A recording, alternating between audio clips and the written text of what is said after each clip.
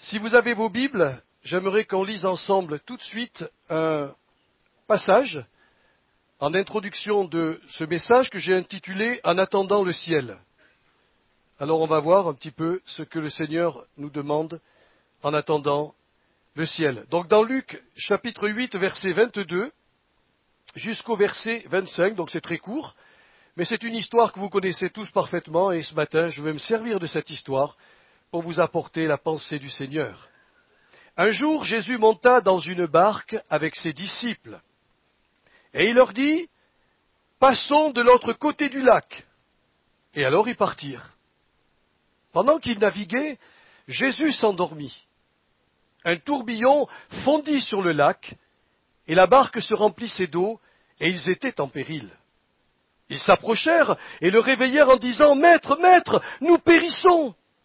S'étant réveillé, il menaça le vent et les flots qui s'apaisèrent, et le calme revint. Puis il leur dit, « Où est votre foi ?» Saisis de frayeur et d'étonnement, ils se dirent les uns aux autres, « Mais quel est donc celui-ci qui commande même au vent et à l'eau, et à qui ils obéissent?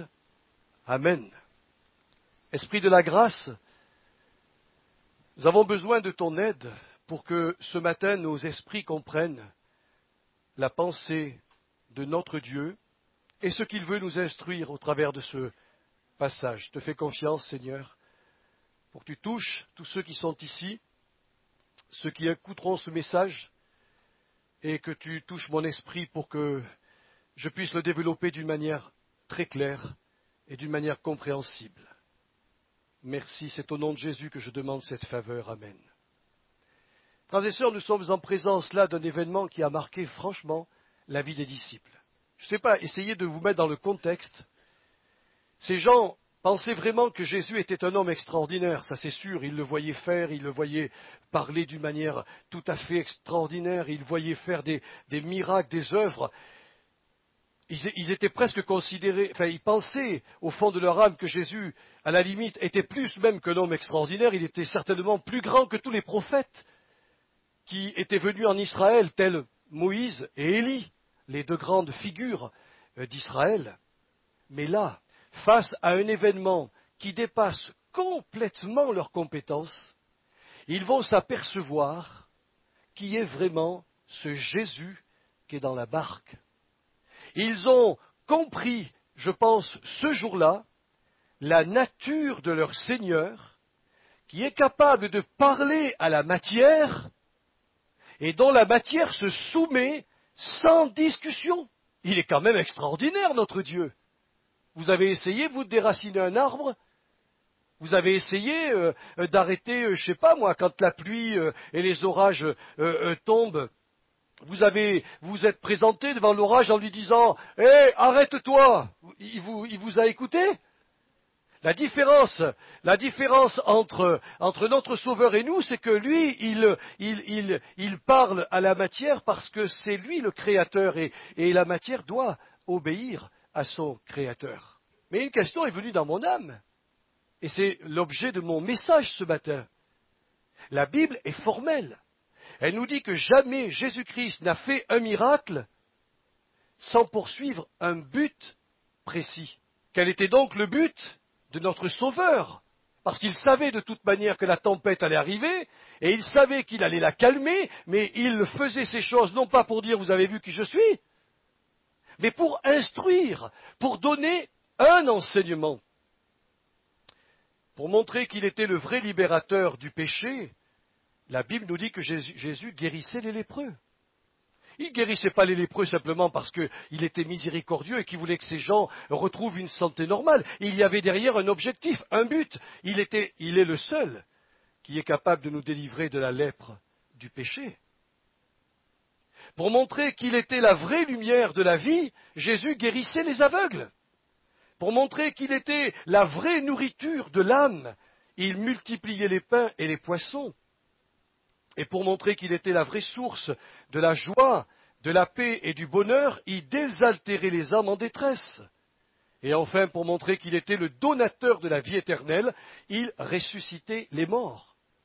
Ne croyez pas que Jésus a été envoyé de la part du Père pour montrer aux hommes la puissance, l'autorité, le personnage glorieux qu'il était. La Bible nous dit qu'il n'avait pas d'apparence. Il était comme vous et moi. Mais il remplissait sa mission. Et chaque fois qu'il faisait quelque chose, il y avait derrière un enseignement. Alors, j'ai médité ce texte. Et je suis à peu près convaincu que Jésus s'est servi de l'épisode de la tempête pour instruire ses disciples concernant 3 choses. Et je vais les développer rapidement ce matin devant vous. La première des choses, c'est le rapport avec le monde, leur rapport, notre rapport avec le monde, notre rapport avec les épreuves de la vie, et notre rapport par rapport à la marche par la foi. C'est très important, et vous allez comprendre pourquoi. Premièrement, les disciples devaient prendre conscience qu'ils allaient dorénavant naviguer non plus dans le monde, mais sur les flots de ce monde. C'est très important ce que je vous dis ce matin parce que le diable rend les chrétiens amnésiques. Partout dans les églises, les chrétiens oublient, ou la plupart, je ne dis pas l'ensemble, mais la plupart, peut-être ça vous concerne ce matin, mais la plupart des chrétiens oublient qu'ils ne sont sur la terre que des voyageurs et des étrangers. C'est pourquoi, lorsque Jésus est entré dans la barque de leur vie, je vous avais expliqué ce qu'était la barque, c'est notre vie. Il est monté dans la barque, dit Matthieu, et ses disciples le suivirent. C'est lui l'initiateur de toutes choses. Il rentre dans notre vie et il donne un ordre à ses disciples. Vous l'avez lu comme moi. Passons de l'autre côté. Nous sommes embarqués, vous et moi, avec le Seigneur dans la barque de notre vie et nous allons vers le ciel. C'est pour ça que j'ai donné comme titre à ce message « En attendant le ciel ». Il y a beaucoup de chrétiens qui, une fois sauvés, se disent « Mais qu'est-ce que je peux bien faire en attendant le ciel ?» On n'a pas été sauvés pour passer des vacances. Spirituelles, je parle. Mais il y a quelque chose que le Seigneur veut nous apprendre. Et quand il donne cet ordre de passer de l'autre côté du lac, il veut faire comprendre à ses disciples que désormais la traversée qu'ils vont entreprendre dans la vie de tous les jours devra se faire avec lui, en comptant sur lui et en orientant constamment nos pensées vers les choses d'en haut et non plus vers les choses de la terre. Pourquoi je vous dis cela? Parce que, allons plus loin dans la méditation du texte. Ils sont sur une barque. Où se trouvent les poissons? Ils se trouvent dans l'eau. Et le Seigneur montre que la mer représente l'ensemble des peuples. Tous les peuples vivent dans leur élément vital. C'est le monde. S'ils sortaient du monde, les gens du monde mourraient. Ils pensent, ils ressentent et ils agissent comme le monde. Ils n'ont pas d'autre objectif que de suivre la voie de ce monde. Exactement comme les poissons. Si vous sortez un poisson de son bocal, ne vous inquiétez pas, dans peu de temps, il est mort. Eh bien, c'est ce que le Seigneur a fait pour nous, frères et sœurs. Parce que ça, le diable veut plus, il ne veut pas qu'on le sache. Mais quand le Seigneur nous a touchés, nous a touchés profondément, il nous a propulsés hors de ce monde, et au lieu de mourir, il nous a donné la vie. L'apôtre Paul va l'expliquer d'une manière tout à fait différente dans les Galates chapitre 6 verset 14. Je vous donne le verset. Il dit que par la foi en la croix du Christ, le monde est crucifié pour moi, comme je le suis pour le monde. Vous vous rendez compte de cette parole?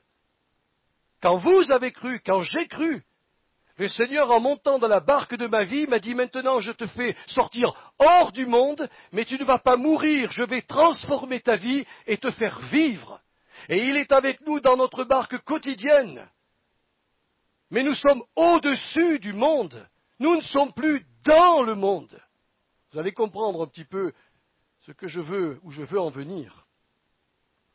Il en est ainsi du royaume de Dieu, qui est devenu pour chaque chrétien son nouvel élément vital. Oh, mes frères et sœurs, si vous comprenez bien ma pensée ce matin, si vous comprenez qu'un poisson qui sort de l'eau va mourir, un chrétien qui sort du royaume de Dieu va mourir. Oh, bien sûr, pas mourir physiquement, mais il va mourir spirituellement, il va se dessécher, parce que Dieu l'a transporté dans le royaume du Fils de son amour, et c'est dans ce royaume-là qu'il trouve tous les éléments nutritifs pour le faire vivre. Le poisson trouve le plancton, et il vit par le plancton. Nous avons notre plancton spirituel. Pour vous éclairer, peut-être, ou mieux vous faire comprendre, c'est exactement ce qui se passe chez l'enfant qui vient au monde.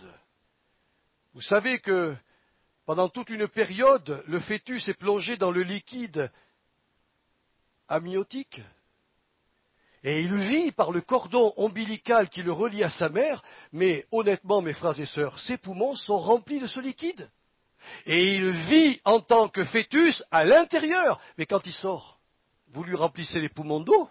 Quand il sort, il va dans un autre élément qui va devenir son nouvel élément vital. Ses poumons sont vidés du liquide. Et puis il se met, parce que le médecin lui donne la bonne tape qu'il faut, il se met à crier et l'oxygène que Dieu avait prévu pour que le petit enfant vive va rentrer, va rentrer dans ses poumons. Et une fois sorti de sa mère, évidemment, un autre mode de vie va s'imposer à lui. J'espère que vous comprenez le fond de la pensée que je voudrais vous laisser ce matin. Nous trouvons le même phénomène se produire chez la chenille et le papillon. Avant que la chenille devienne papillon, elle se nourrissait de certaines choses. Mais quand la chenille devient papillon, le papillon ne mange plus les mêmes choses que la chenille. Premièrement, la chenille, elle est là en train de grimper sur les arbres. Peut-être qu'au fond d'elle, elle dit « Ah là là là là, si je pouvais voler dans les airs, ce serait tellement magnifique. » Et quand cette chenille devient papillon, je ne vois pas le papillon dire « Oh là là, j'aimerais bien redevenir chenille, c'était génial de monter dans les arbres. » Je pense que la vie du papillon est supérieure à la vie de la chenille. C'est ce que le Seigneur a voulu faire comprendre à ses disciples. En montant dans cette barque, il leur dit, voilà, vous aurez certainement des liens avec le monde. Parce que vous savez, je suis très équilibré dans ma prédication. Nous ne sommes pas, je sais que je vis hors du monde. Je suis sur les flots, au-dessus de la masse des gens. Mais évidemment, j'ai quand même quelques liens avec ce monde, puisque nous bâtissons nos maisons, nous exerçons une activité professionnelle, nous créons des familles, nous prions pour les autorités, et comme dira l'apôtre Paul dans les Corinthiens, nous usons du monde, c'est-à-dire des découvertes scientifiques et technologies de ce monde. Mais néanmoins, nous sommes détachés des buts du monde. Les buts de vie que poursuit le monde, ce ne sont pas les nôtres, mes frères et mes sœurs. Et il y a trop d'enfants de Dieu qui écoutent la voix de l'ennemi, qui leur dit simplement « Oui, t'es sauvé, mais il n'y a aucun souci, tu peux te mélanger au monde, tu peux vivre comme le monde, il n'y a pas de problème, c'est le pire des mensonges, parce qu'il n'y a rien de comparable entre ce que nous étions avant, petits poissons qui se nourrissaient du plancton de ce monde, et aujourd'hui, petits poissons qui se nourrissent, d'ailleurs vous avez derrière vos voitures des poissons, c'est bien que mon message est vrai, enfin, on se nourrit du plancton du royaume de Dieu. Voilà ce que Jacques a écrit. Je voudrais vraiment que vos esprits l'écoutent, parce que je sais, frères et sœurs, je vous le dis, l'ennemi veut vraiment mettre un voile sur votre esprit ce matin, pour que vous entendiez tout, mais pas ça. Ne savez-vous pas que l'amour du monde est inimitié ou haine contre Dieu? Celui donc qui veut être ami de Dieu se rend ennemi, ami du monde, se rend ennemi de Dieu. Il nous faut choisir. Je ne peux pas. C'est incompatible. Avoir deux amis. Je ne peux pas être l'ami du monde et l'ami de Dieu en disant Seigneur, c'est pas grave, mais je vais gérer le problème. Et il nous faut savoir que lorsque nous avons cru, lorsque Jésus est entré dans la barque de notre vie, nous vivons au-dessus de tous ces gens qui sont dans la mort. C'est leur élément vital, je le comprends, mais ils vont tout droit dans la mort. Et bien sûr, nous avons besoin, nous, dans ce monde-là, non pas d'adhérer à la mentalité du monde, de faire comme monsieur tout le monde, de nous mettre à la mode du monde, parce que sinon, dans ce cas-là, vous comprenez bien que le mariage pour tous nous concernerait, et nous ne sommes pas dans la mentalité du monde. Nous laissons le monde avec ses affaires, mais nous ici, nous avons d'autres lois, et nous marchons selon d'autres principes. Et c'est pour cela qu'il faut faire très attention d'être des témoins dans le monde, mais de ne pas aimer les choses du monde, ni le monde, comme dira l'apôtre Jean. C'était mon premier point, j'espère que vous l'avez compris, il est dans votre barque, et nous sommes au-dessus des flots de ce monde. Mais il a voulu enseigner aussi une autre leçon à ses disciples. Il savait très très bien que la tempête allait venir, même, je ne sais même pas si ce n'est pas lui qui l'a provoquée. Parce que comme de toute manière, vous savez, je crois qu'elle était diabolique, ça c'est sûr, mais comme le diable, parce que ça aussi il faut vous éclairer, frères et sœurs. J'ai entendu une émission qui est passée sur Dieu TV, et on faisait parler des serviteurs de Dieu sur l'occultisme et le fait de chasser des démons. Mais ce que les gens ne savent pas, c'est que Dieu est le maître de tout. Il est maître partout. Il dit, il n'arrive pas un malheur dans une ville sans que moi, l'Éternel, j'en sois l'auteur. Allez m'expliquer ça, vous. Quand j'ai parlé d'Ésaïe 42 tout à l'heure, verset 22, vous le relirez le contexte. Ils sont en prison, mes enfants. Ils sont enchaînés, ils sont dépouillés. Oui, eh bien la Bible dit que dans ces versets, c'est moi l'Éternel qui les châtie. Et je demande à d'autres de venir devant moi, de lutter avec moi pour les sortir de leur prison. Ne croyez pas que le diable est tout-puissant et qu'il décide de nous faire du mal. Que chaque fois que nous sommes attaqués, chaque fois qu'il y a quelque chose qui se met en travers dans notre vie, il faut voir derrière la main du Seigneur, qui peut-être veut nous annoncer quelque chose, nous faire grandir ou nous faire expérimenter une grande libération pour que notre foi soit bien affermi et établi en lui. Alors bien que l'Église soit le corps du Christ qui ne vit plus selon le modèle de ce monde, eh bien l'Église est néanmoins liée en partie au destin de ce monde. C'est pourquoi nous n'avons pas à être troublés par les diverses tempêtes qui continuent à secouer notre monde, comme les guerres, les tremblements de terre, les pandémies, les séismes, les tsunamis, les persécutions, les crises morales et économiques, parce que Dieu va se servir de toutes ces choses comme des signes, comme des avertissements, douloureux certes, je le conçois, mais pour inviter les êtres humains à faire la paix avec lui par le sang de la croix de son Christ. Ne croyez pas, mais chaque fois que la terre est ébranlée, chaque fois qu'elle est secouée, chaque fois qu'elle craque de tous les côtés, chaque fois que les ouragans, comme on le voit en ce moment, sont en train de dévaster les villes, on ne peut pas baisser les bras en disant « Oh, on n'a pas de chance, la nature ». Le Seigneur appelle les hommes à se tourner vers lui. Parce que ce que nous voyons là, frères et sœurs, ce n'est rien à comparer du déferlement de la colère divine qui ouvrira les prisons de l'enfer et où des démons qui sont aujourd'hui en prison parce qu'ils sont d'une méchanceté qu'on ne peut pas soupçonner seront libérés dans les temps de colère de Dieu. L'Église ne sera plus là, heureusement, parce qu'on ne pourra pas voir cela. Mais mes frères et sœurs, si le monde est secoué par toutes ces turbulences et toutes ces tempêtes, nous vivons dans le monde. Nous sommes susceptibles, nous aussi, d'être ébranlés par toutes ces turbulences. Excusez-moi, mais quand il est tombé autant de pluie depuis près d'un an, ma maison n'a pas été épargnée, ni vos maisons. Nous subissons les mêmes choses. La différence, c'est que le Seigneur nous dit, soyez pas troublés. Beaucoup de chrétiens sont troublés. Je me rappelle d'une mamie, lorsque j'étais jeune chrétien, c'est elle qui m'a amené d'ailleurs à l'église, mais elle était tellement simple dans enfin, elle était naïve, mais elle était pleine d'amour. Mais chaque fois qu'il pleuvait trop fort, elle disait « Ouh, Jésus revient !» Alors c'est sûr qu'un jour il va revenir, ça, elle a raison, elle avait raison. Mais vous voyez, il faut... Bon, voilà, on est dans le monde, hein, même si on ne partage pas, disons, la mentalité du monde et les aspirations de vie du monde, nous sommes liés quand même à ce monde. Nous ne sommes pas au-dessus de la terre, là, avec ça, on n'est pas touchés. Dernièrement, j'ai pris l'avion, et ça c'était formidable, parce qu'on a vu les nuages en dessous de nous, et nous étions dans le soleil. Oui, et ça sera pour plus tard. Hein. Spirituellement parlant, le soleil, on l'a déjà dans le cœur, mais un jour on volera au-dessus des nuages, hein, parce que le Seigneur nous a fait de belles promesses. Mais Jésus nous avait avertis, et je voudrais vous rappeler cet avertissement très simple du Seigneur. Il dit, vous aurez des tribulations, c'est-à-dire des difficultés en tout genre, dans le monde. Mais prenez courage, j'ai vaincu le monde. Ce qui veut dire qu'il ne faut pas qu'on soit étonné de ce qui va se produire.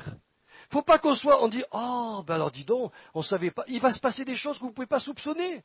Regardez comment les peuples sont en train de se soulever.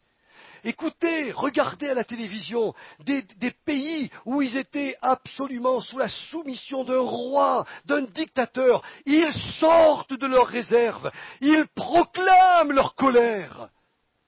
Eh oui, la grande apostasie arrive, frères et sœurs, où tous les peuples seront en colère. Et c'est parce qu'ils seront en colère que l'Antichrist viendra et exercera ce ministère de séduction dans le monde entier. Nous le voyons aujourd'hui, les gens sont vraiment en colère. L'erreur que nos disciples ont commise dans cette barque, et j'espère que vous n'allez pas faire la même erreur, c'est qu'ils ont laissé Jésus s'endormir. Ils ont laissé Jésus au repos, en fin de compte. Jésus est dans leur barque et ils le laissent s'endormir. Savez-vous qu'il y a beaucoup d'églises qui sont comme cela? Vous rentrez dans ces églises, c'est la mort. Vous vous asseyez sur les bancs de l'église, vous ressortez, vous n'avez pas reçu une parole, rien. Ils sont dans la liturgie, ils sont dans la religion des hommes. Je ne sais pas ce qu'ils font, mais il n'y a plus la vie du Saint-Esprit. Pourquoi? Ils ont laissé Jésus s'endormir.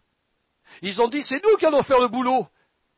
Notre frère l'a expliqué dimanche dernier. Ils ont dû écoper le bateau. Ils ont dû continuer à ramer. Ils ont dit, on est des professionnels, nous. Faut pas pousser. Qu'est-ce que tu connais, Jésus, à mon boulot, hein?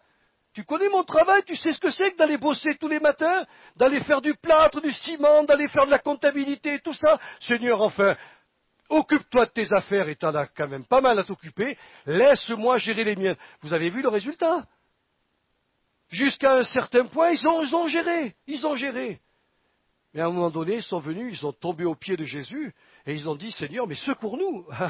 Voilà. J'espère que vous n'allez pas faire comme eux et attendre d'arriver au bout de votre bout pour aller vous mettre à genoux dans la prière pour lui dire, Seigneur, je veux coopérer avec toi. Je veux travailler avec toi. Je suis toujours étonné de voir que le Seigneur écrit dans sa parole qui ne dort ni ne veille, celui qui a les regards sur Israël. Il n'a pas d'assoupissement et il ne dort pas. Or là, la Bible dit que Jésus s'est endormi. Il s'est endormi tout simplement parce qu'il n'avait rien d'autre à faire. Il était certes fatigué, ça je vous le conçois, en tant qu'être humain, mais s'il avait eu des conversations avec ces marins expérimentés, parce que la barque, c'était pas, vous savez, dans votre tête, imaginez, c'était pas une petite barque, hein, parce qu'ils étaient tous rentrés dedans, hein. Donc c'était quand même un embarcadère assez grand, et ils auraient pu, pendant que certains ramaient, d'autres dire Jésus, ben voilà, nous on veut travailler avec toi, on veut faire l'œuvre de Dieu, alors on veut prier, on veut s'associer, on veut, voilà, en attendant le ciel, on entre dans une activité de la prière. Ils découvrirent que seule la prière est un puissant moyen de se sortir de tous les dangers. Beaucoup d'enfants de Dieu oublient cela. Nous gérons, on tient les brides de notre vie. Vous savez, quand je vous parle comme ça, c'est parce que j'ai vécu ça. J'ai été plombier il y a quelques années. Je suis tombé devant des situations dans mon métier, mais je ne savais pas comment m'en tirer. Je suis tombé devant des clients qui me demandaient de faire des trucs. Je me demandais vraiment où j'allais passer mes tuyaux, où j'allais passer ma vidange, où j'allais passer mon gros tuyau pour les toilettes. Je regardais la maison, je ne comprenais pas et je disais, Saint-Esprit, mais éclaire-moi, mais Seigneur, montre-moi, ouah, comment je peux faire? Et clac, la lumière se faisait. Clac, clac, clac, clac, clac, clac. Je voyais les choses dans ma tête. Ouais, je demandais au Saint-Esprit de m'aider à poser mon lavabo, ma baignoire, ma douche, mon toilette, ma cuisine. J'espère que ceux qui sont dans l'artisanat le font. Il faut demander au Seigneur, il est avec nous tous les jours jusqu'à la fin du monde. Alors ça peut être dans l'artisanat, mais ça peut être dans le couple, ça peut être n'importe où. Seigneur, aide-moi, je ne comprends pas, regarde mes enfants, qu'est-ce qu'ils sont rebelles, je ne peux même plus leur parler. Aide-moi, Esprit Saint, qu'est-ce qu'il faut faire? Et il vous donnera l'idée. Mais vous savez ce qui se produit, c'est qu'on laisse Jésus dormir. Et nous prenons tout en main, nous élevons nos enfants comme nous l'avons décidé, nous faisons exactement ce que nous avons décidé. Et c'est là le drame. Les tempêtes viennent et à un moment donné nous sommes submergés. Pourquoi? Parce que nous avons laissé Jésus dormir, alors qu'il voulait que nous ayons avec lui une communion intense dès le début, où il est monté dans la barque pour nous aider dans tous les domaines de notre vie, pas spécialement spirituellement, mais tous les domaines de notre vie. Est-ce que vous pensez au fond de votre âme qu'un être humain, est digne de ne pas être sauvé? Si vous avez cette pensée, alors vraiment, remettez-vous en cause, parce que vous n'avez peut-être pas compris ce qu'était l'amour de Dieu, mais il veut sauver tous les êtres humains. Tous les êtres humains. Mais pour cela, il faut que je travaille avec Jésus. Il faut que je coopère avec Jésus. Tous les jours, dans mon activité. Tous les jours, dans ma relation avec ma bien-aimée ou mon bien-aimé. Dans ma relation avec mes enfants. Moi, en tant que pasteur, dans ma relation avec mes brebis. Où je dis, Seigneur, aujourd'hui, qu'est-ce que tu veux que je fasse? À qui tu veux que je parle? Qui je dois exhorter?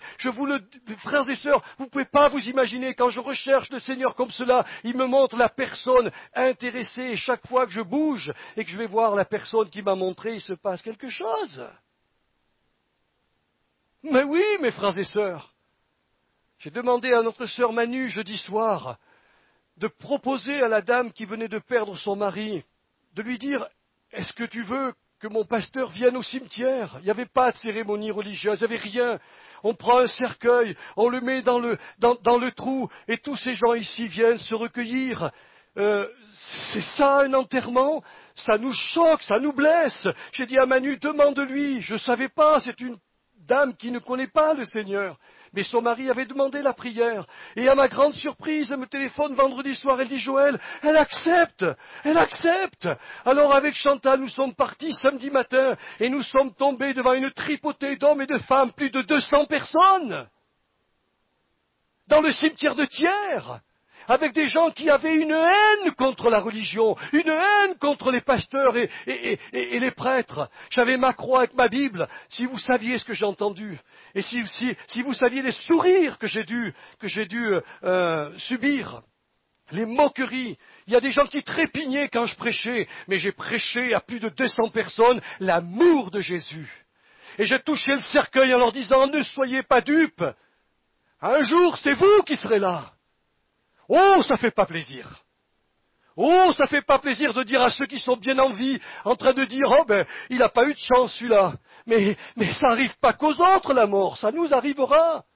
Et j'ai prêché avec la hardiesse, avec mon cœur plein de fougue, et j'ai osé dire, Seigneur, si je suis ton serviteur, alors touche ce peuple. Je vous garantis, le Saint-Esprit fait son travail. Il fait son travail dans les cœurs. Mais comment je peux réussir cela? Par ma force? Par mon intelligence? Moi, j'ai toujours eu peur de la mort. Je ne pouvais pas voir un mort, j'ai tremblé comme ça. Quand le Seigneur m'a envoyé dans le ministère, je me suis dit, oh là là, pour faire les enterrements, moi je ne serais pas capable. Eh bien si, il nous rend capables. J'ai été capable d'aller voir cet homme, j'ai vu son visage, je ne le connaissais pas. J'ai été capable d'être devant le cercueil, de le toucher et de parler à cette foule. Mes frères et sœurs, c'est pas humain, c'est une association avec le Seigneur. Tu as besoin d'un porte-parole, tu as besoin d'un héros qui prêche. Me voici, Seigneur, pour faire ta volonté. Vous voulez dire la même chose? Alors il va vous utiliser, frères et sœurs. Pendant le temps, avant qu'on entre au ciel, il a un travail à vous confier. Il veut que vous travailliez avec lui. Mais pas que vous fassiez comme les disciples qui ont laissé dormir le Seigneur. Et le dernier point que je voudrais vous dire ce matin, c'est que les disciples devaient prendre conscience aussi de la vraie nature de la foi évangélique. Alors là, frères et sœurs, écoutez-moi. Écoutez-moi. Parce que lorsque Jésus a dit à ses disciples, vous l'avez lu comme moi, où est votre foi? Qu'est-ce que ça veut dire? Vous pensez vraiment que le Seigneur, au fond de lui, voulait dire à ses disciples, mais pourquoi vous n'avez pas commandé au vent et à l'eau de se taire? Vous pensez que c'est ça qu'il leur a demandé? Eh bien aujourd'hui, dans nos églises, on a tellement perverti la foi qu'on considère la foi évangélique comme la lampe d'Aladin. On la frotte, et le petit génie sort. Bonjour Joël, que veux-tu que je fasse pour toi? 3 vœux ou 10? Des gens s'imaginent. Il y a des gens qui se présentent. J'ai entendu un témoignage de quelqu'un qui dit, je me suis présenté devant mon arbre qui me faisait de l'ombre et je lui ai dit, meurs, et il est mort. Non mais vous vous imaginez? Est-ce que c'est ça la foi évangélique? Mais non, mes frères et sœurs. Il y en a même qui pensent que la foi est comme une force de manipulation capable de faire plier même Dieu à nos propres désirs. Oui, oui, oui, oui. Vous allez me dire, il est complètement fou, notre frère. Eh bien, je l'ai entendu. Seigneur, on ordonne, enfin, on t'ordonne, quoi, de faire ceci et cela. Non, mais vous plaisantez? On ordonnerait à Dieu, avec, soi-disant, la vraie foi évangélique? Non. Vous savez ce que c'est que la foi? Accrochez-vous, je vais vous le dire. La foi, c'est un pont entre la terre et le ciel. Et je traverse ce pont, pourquoi faire? Pour me mettre à genoux devant mon Seigneur, pour qu'il me pardonne mes péchés, pour que le Seigneur puisse m'accueillir en grâce. Mes frères et mes sœurs, je m'humilie devant lui et je viens prier pour tout obtenir de lui. C'est ça la foi. Aujourd'hui, on enseigne dans nos églises la foi en l'homme, la foi dans les capacités de l'homme, la vraie foi biblique. Et je vous mets au défi de regarder avec moi le chapitre 11 des Hébreux, où tous les héros de la foi ont obtenu les choses par la prière. Dieu a répondu à leur prière. Mais aujourd'hui, on répand dans le monde chrétien l'antique séduction du diable adressée à Ève. J'ai paraphrasé le texte de la Genèse pour vous faire comprendre. Voilà ce que le diable a dit exactement à Ève. Si tu manges du fruit de la connaissance du bien et du mal, tu ne mourras pas, mais tu deviendras comme Dieu. Jusque-là, le texte est juste. C'est-à-dire, tu deviendras comme Dieu, c'est-à-dire indépendant comme lui, et capable de tout obtenir par toi-même. Alors que Dieu avait créé l'homme avec la foi pour aller vers lui, pour se tenir devant lui comme un pont entre la terre et le ciel, eh bien, le diable a perverti la foi chrétienne, la foi évangélique, au point que les gens pensent que leur foi est capable de faire descendre toutes choses. J'ai entendu, frères et sœurs, et je ne sais pas, peut-être que vous l'avez lu, paraît-il qu'il y aurait au ciel des hangars, avec des yeux, avec des oreilles, avec des cœurs, avec des jambes. Et si nous avions la foi suffisamment grande, on pourrait faire descendre un bras si je suis paralysé, des jambes si jamais elles sont coupées. Mais où vous voyez ça dans l'Écriture? On lit ça dans les livres de mythologie, mais pas dans la Bible. La foi, c'est pour aller vers Dieu. La foi, c'est pour lui dire, Seigneur, je dépends de toi à 100%. Ils devaient apprendre cela. Ils étaient avec lui dans le bateau. Ils ne devaient dépendre de personne d'autre que lui. S'il avait voulu leur dire, pourquoi vous n'avez pas commandé à l'eau et à la mer de se calmer, on pourrait comprendre. On pourrait croire qu'une fois qu'on a reçu la parole de Dieu, on doit commander. Et je crois que c'est vrai. Vous savez, Josué, vous le connaissez, Josué? Un jour, il combattait et il s'est aperçu que la journée n'était pas assez longue. Et Josué a fait une chose incroyable. Il s'est tourné vers le soleil, il a dit, Soleil, arrête-toi sur Gabaon. Il a dit à la lune, tu fais de même. Ils l'ont tous entendu. Et puis le soleil s'est arrêté. Il a combattu une journée de 48 heures. Ça a été prouvé scientifiquement par la NASA, qui lorsqu'ils cherchaient justement à envoyer des hommes sur la Lune, ils sont remontés assez loin pour savoir s'il n'y avait pas des problèmes au niveau des horaires et tout ça. Ils se sont aperçus qu'il manquait presque une journée. Ils se sont dit, mais attends, on n'a rien compris. Ils ont refait des calculs, ils ont tout remis dans les ordinateurs, et puis ils se sont aperçus qu'il leur manquait une journée. Et il y a un chrétien qui était là, qui a dit, écoutez, moi, j'ai vu dans la Bible que Josué a arrêté le soleil et la Lune, presque un jour. Ah bon? Ils ont regardé, ils ont dit, ben oui, ça correspond exactement à ce qui nous manque. Donc Dieu a voulu. Mais vous pensez que Josué, il a fait ça sans demander à Dieu? Parce que vous pensez qu'un petit bonhomme de poussière est capable de dire au soleil, arrête-toi? Ben aujourd'hui, on va demander du soleil. Hein? Et on va lui dire, tiens, au fait, ne nous accorde pas 24 heures, mais on aimerait bien avoir 70 heures de soleil. Eh bien, vous savez, franchement, je vous fais rire, c'est vrai, frères et sœurs, mais ça fait pleurer de savoir que dans nos églises et dans nos librairies évangéliques, on enseigne des messages métaphysiques, c'est-à-dire on enseigne les sciences de la pensée pour montrer aux gens comment ils peuvent tout obtenir par eux-mêmes, comment ils peuvent avoir la santé, le succès et la prospérité par eux-mêmes. Ils n'ont plus besoin de Dieu. La foi que l'on enseigne dans le monde, elle ressemble à notre foi, mais il y a une différence, c'est que la foi est basée sur l'homme, alors que la foi biblique, évangélique, est centrée essentiellement sur Dieu, sur Jésus et sa parole. C'est pour cela que nous prions. C'est pour cela que nous nous réunissons. C'est pour cela que nous jeûnons. Pourquoi? Parce que si on avait la puissance par nous-mêmes, pas besoin de faire la prière. Si on pouvait tout faire par soi-même, nous on arriverait le matin au boulot, on dirait, bon voilà Seigneur, aujourd'hui il faut tant d'argent dans ma caisse, alors au nom de Jésus, l'argent je le débloque et il tombe. Ne me ressemblez pas parce que j'ai fait ça moi il y a quelques années, mais j'étais tellement idiot dans ma simplicité que je priais pour que 8000 francs, à l'époque il n'y avait pas l'euro, 8000 francs, je disais, Seigneur, je prie pour que ces 8000 francs tombent sur moi. Il aurait fallu que ça arrive pour voir. J'aurais bien été embarrassé. Mais je le croyais sincèrement, frères et sœurs. On m'avait perverti ma foi et je l'utilisais, oh mes bien-aimés, je l'utilisais pour mes besoins, pour ma satisfaction et plus pour la gloire de Dieu. Et quand par la grâce du Seigneur j'ai été éclairé, j'ai déchiré ces livres parce que j'ai fait une chose. Et je vous donne un conseil d'ailleurs, hein, si un jour vous avez des livres qui sont occultes et des livres qui ne sont pas bons, ne les jetez pas, déchirez-les. Parce que si vous les jetez, ça peut tomber entre les mains de quelqu'un d'autre. Moi j'ai tout déchiré, j'avais payé des fortunes, hein, je vous garantis, mais j'ai dit non Seigneur, là tu m'éclaires et tu recentres ma foi.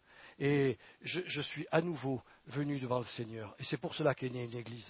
C'est pour cela que j'ai vu dans mon ministère des belles et de merveilleuses choses et que ce n'est pas fini parce que je ne suis pas encore parti. Vous avez encore des années à me supporter parce que je n'ai pas l'intention de partir tout de suite dans l'éternité. Je regrette, je suis triste de voir que nos propres librairies évangéliques regorgent de livres et d'enseignements du monde.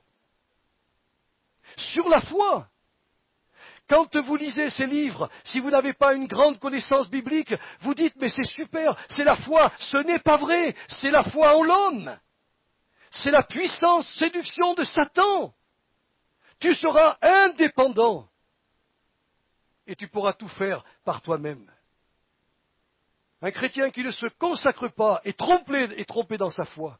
Oui, je vous le dis, de tout mon cœur, avec amour, un chrétien qui ne se consacre pas est trompé dans sa foi, parce qu'il pense au fond de lui qu'il n'a pas besoin de venir prier, qu'il n'a pas besoin d'être à genoux devant le Seigneur, de crier pour les malades de l'Église ou pour les besoins du monde qui se perd. Il pense qu'il arrivera à ses fins tout seul. C'est un leurre. La foi est mal placée. La foi est mal placée. Oh, replacez-la au bon endroit ce matin. Alors l'épisode de la tempête ne fut pas une malédiction pour les disciples, mais plutôt un bienfait qui leur a permis de comprendre ces trois choses, que la nouvelle naissance les a introduits dans le royaume de Dieu et que ce royaume les introduit dans un environnement vital pour eux. Ils comprirent aussi qu'ils n'avaient pas besoin de paniquer devant les tempêtes et les tribulations de la vie, mais qu'ils peuvent tout traverser en étant associés avec Jésus-Christ. Et enfin, ils comprirent que la foi évangélique, celle qui les avait conduits vers Jésus, eh bien, n'était pas une lampe magique pour obtenir tout ce qu'ils désirent, mais qu'elle n'était qu'un pont, un moyen d'être reliés avec la puissance céleste qui est capable de tout obtenir du Seigneur. Nous l'avons lu et nous le lisons souvent, mais je vous rappelle ce dernier verset. Le Seigneur l'a dit, « Demandez tout ce que vous voudrez et je le ferai. » Il n'est pas dit faites par vous-même, mais venez demander. Qu'as-tu besoin, ma sœur? Qu'as-tu besoin, mon frère? Viens vers Jésus. Humilie-toi devant Jésus. Approche-toi de Dieu et Dieu s'approchera de toi. Et là, dans la communion avec lui, il te dira, mon enfant, qu'est-ce que tu veux? Oh Seigneur, tu vois, cette situation me dépasse. Cette tempête, elle souffle très très fort. Je suis en train de paniquer, Seigneur. J'ai qu'un mot dans ma bouche. Au secours, au secours. Et le Seigneur dit, je te rassure. J'ai entendu ton cri, j'exauce ta prière, j'ouvre le ciel et j'envoie sur ta vie tout ce dont tu as besoin. Et là, le diable est confus. Et là, Jésus est honoré. On se lève devant le Seigneur et je voudrais prier avant de vous donner les annonces ce matin. Seigneur, nous avons vu cette histoire toute simple de la tempête, mais derrière cette tempête apaisée, il y avait une instruction précise que tu voulais donner aux disciples. Ce matin, j'ai libéré ta parole, j'ai donné la pensée que tu as mise au fond de mon cœur. Je me suis fatigué pour la développer, mais j'ai essayé d'être simple. Et je te demande, Seigneur, que notre foi ne soit pas mal placée. Je te prie que notre foi sache faire la différence entre le monde et le royaume de Dieu. Je te prie que notre foi sache faire aussi la différence entre les tribulations qui sont envoyées pour secouer cette planète, réveiller les hommes et les turbulences que nous pouvons subir, Seigneur, parce que nous sommes quand même sur cette terre.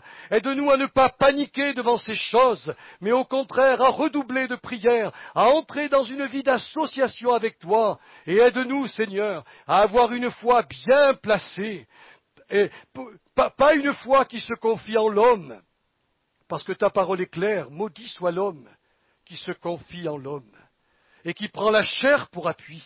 Seigneur, tu as dit, mais béni soit l'homme qui se confie en Dieu.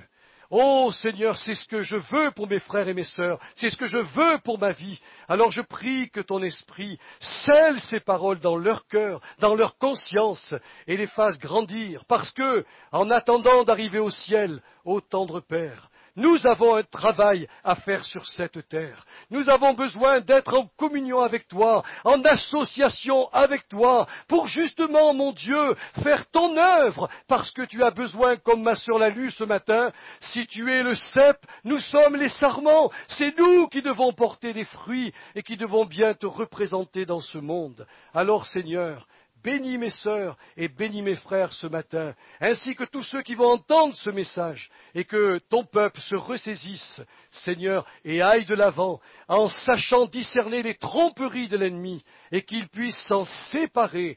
Donne du bon sens à tes enfants, donne du bon sens à leur intelligence, et remplis-les de zèle, remplis-les de feu, remplis-les du Saint-Esprit, à la gloire de Jésus-Christ. Amen.